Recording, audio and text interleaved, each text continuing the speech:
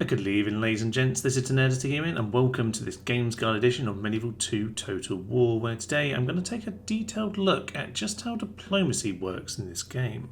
Put simply, diplomacy is a pain in Medieval 2. It often completely runs away from you, even if you do little to upset the other factions. Maintaining good relations is hard, but it is possible if you understand the triggers and the game mechanics. So today we're going to look into the game files to see just how we can best manage diplomacy in the old days where Total War really meant Total War. The key thing to highlight is that fixing the diplomacy bug is a vital first step, and one that I have a video for if you need it.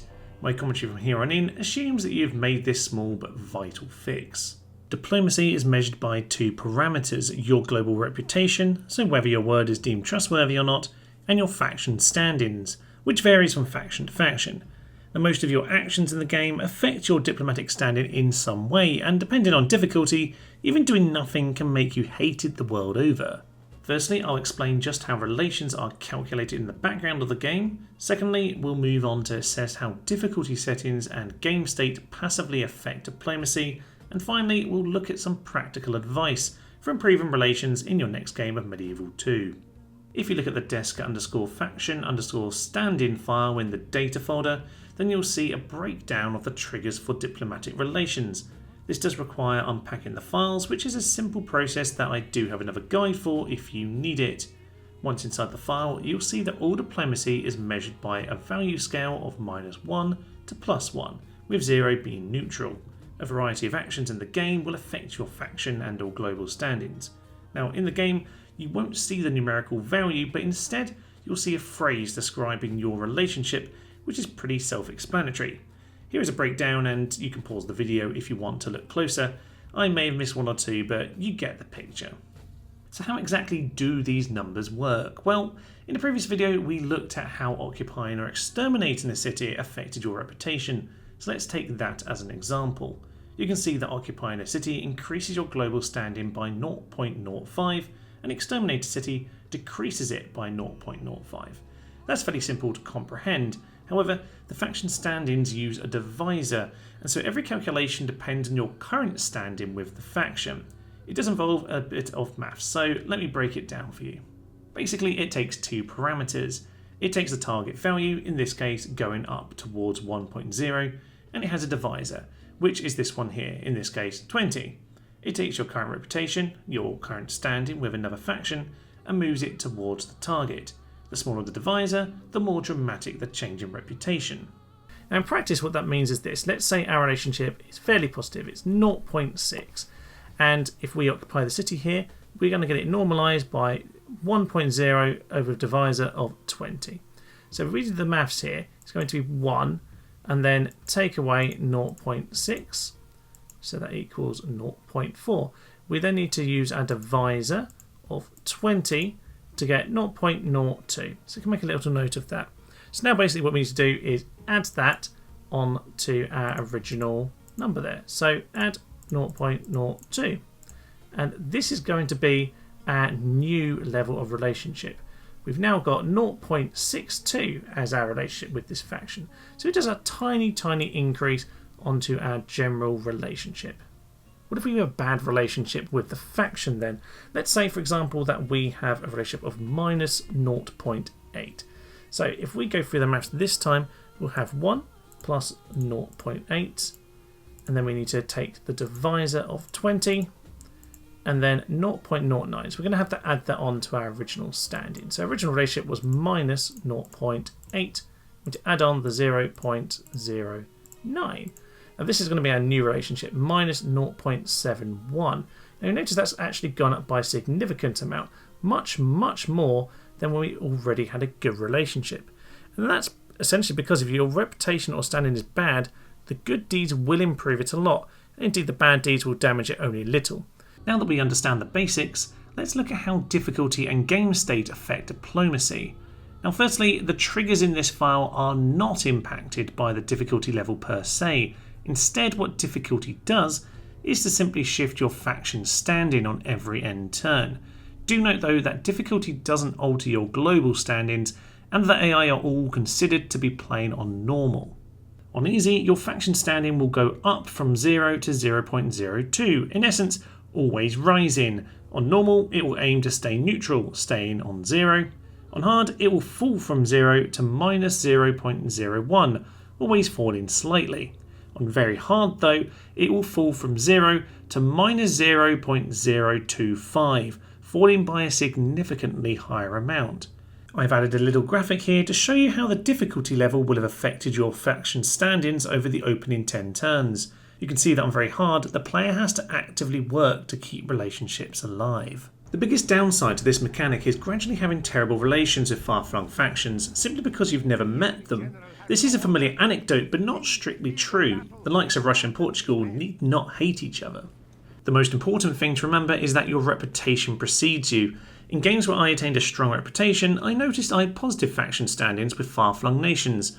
Your global reputation is absolutely vital. It's a virtuous circle, but also a vicious cycle if you make bad early impressions. Sometimes game state shifts diplomacy as well. Trigger 86, 87 and 88 are called Tall Poppy, and they ensure that the higher the ranking of the player, the more they are disliked.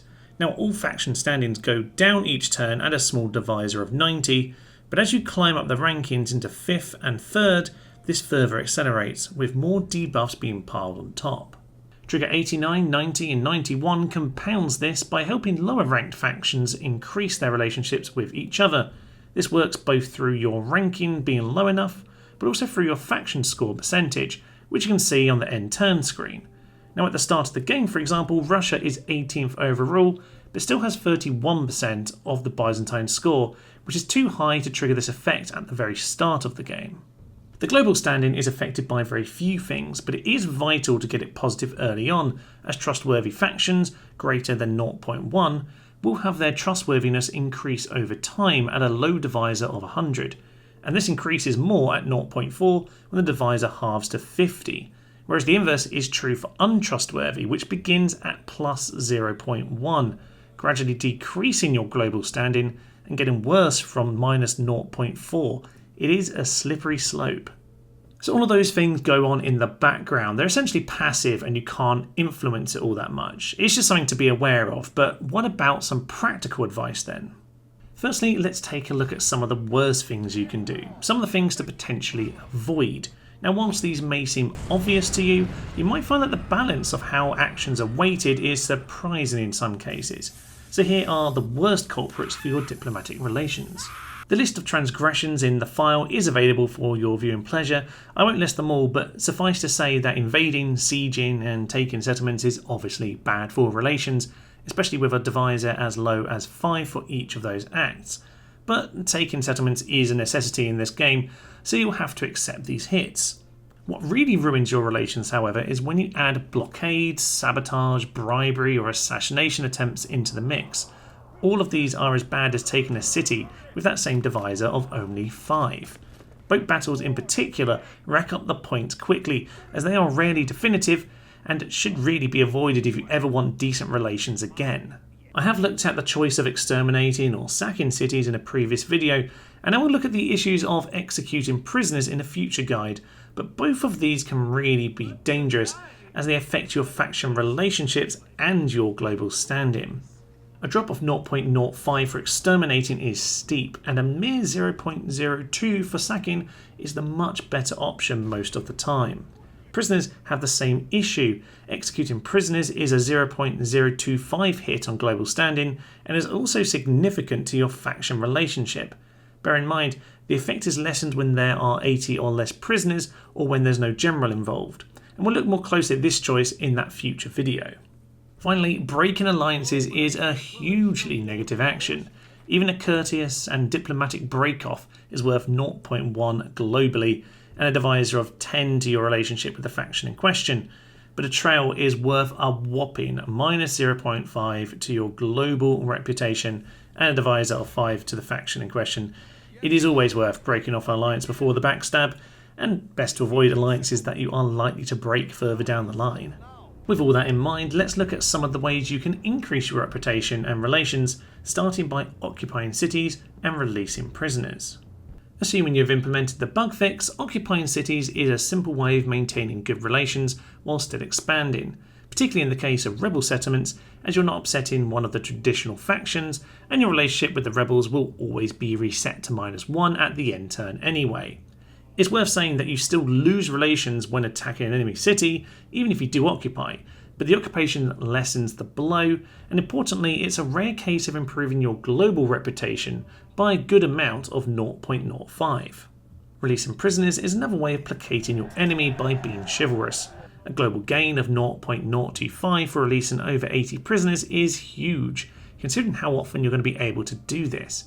As part of the roleplay in my Papal States campaign, I always released prisoners, and thus maintained a near immaculate reputation throughout the whole campaign.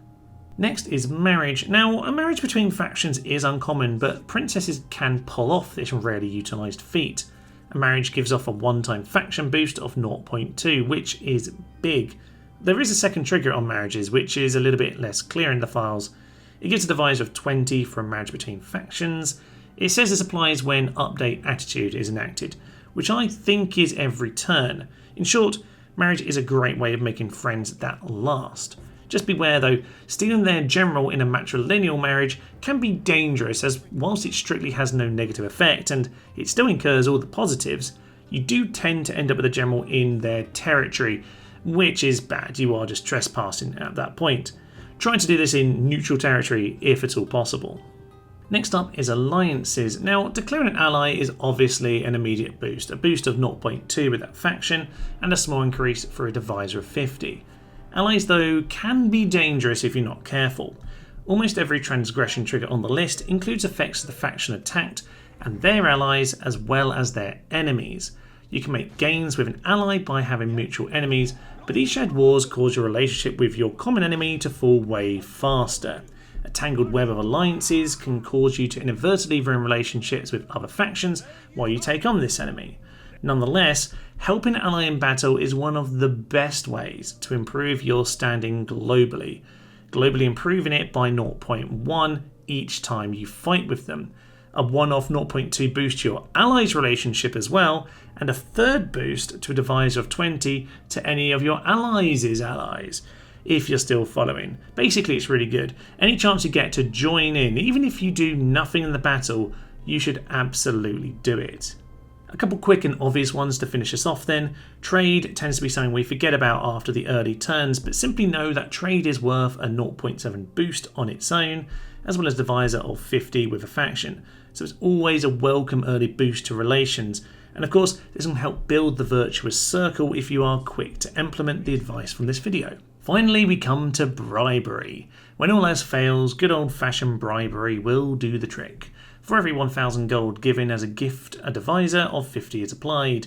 If you are very wealthy, this can help grease the wheels, but it isn't exactly efficient. Bribery though is much more effective with the Pope.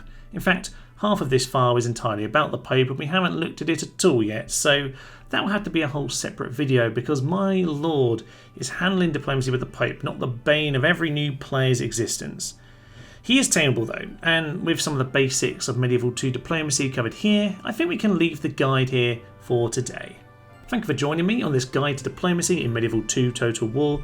It has been a while since one of my guide videos, but I very much intend to have these back every alternate Friday from now on. That's the goal anyway, but for now, I will leave you. I'm Thomas, this is To Nerds the Human. Thank you very much, and bye bye. Have you heard the good news, my friends?